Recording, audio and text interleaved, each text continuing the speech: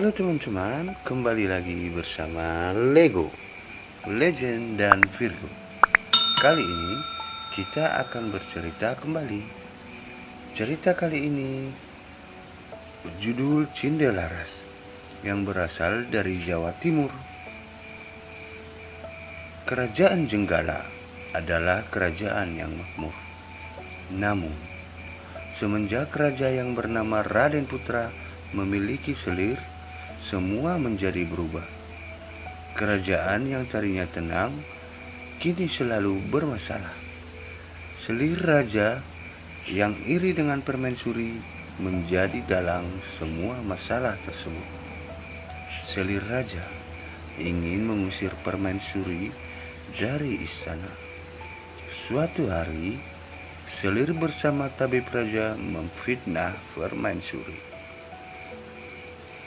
Maaf Paduka, seorang menaruh racun ke dalam minuman selir. Tidak ada pelayan Paduka yang berani masuk ruangan ini kecuali permaisuri, kata tabib.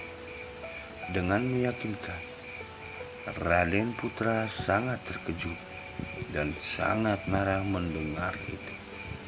Ia memerintahkan patihnya untuk membuang permaisuri ke hutan. Untunglah sang patih adalah seorang yang bijaksana. Ia sebenarnya tidak tega meninggalkan permaisuri yang sedang mengandung sendirian di hutan. Maafkan hambamu permaisuri, hamba tidak punya pilihan lain, kata patih. Patih membuatkan rumah kecil untuk permaisuri dan kemudian meninggalkannya. Setelah beberapa bulan di hutan, sang permaisuri melahirkan seorang anak laki-laki. Anak itu diberi nama Cindelaras karena lahir dan tumbuh di hutan. Cindelaras berteman dengan binatang-binatang di hutan itu. Suatu hari, di saat asyik bermain, seekor burung Raja Wali menjatuhkan sebutir telur. Cindelaras mengambil telur itu dan bermaksud menetaskannya. Tetapi secara ajaib, telur itu menetas menjadi seekor anak ayam.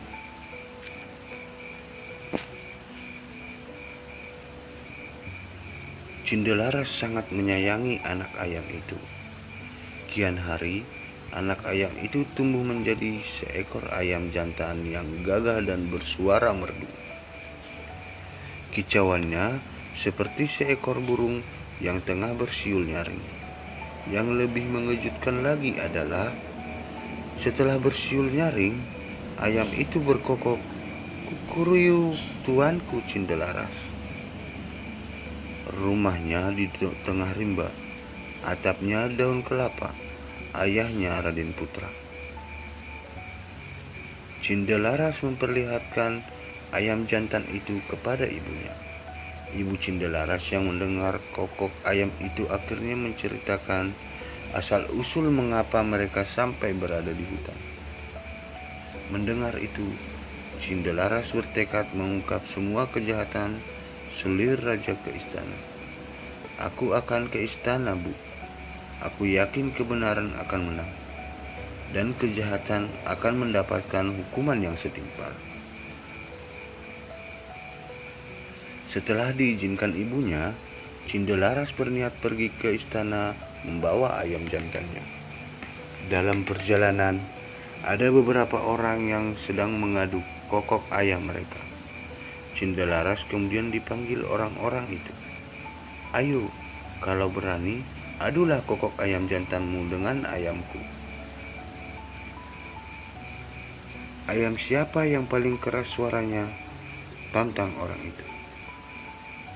"Baiklah," jawab Cindelaras. Ketika diadu, ternyata ayam jantan Cindelaras berkokok lebih keras. Ia mengalahkan semua lawannya satu persatu. Ayam Cindelaras tak terkalahkan.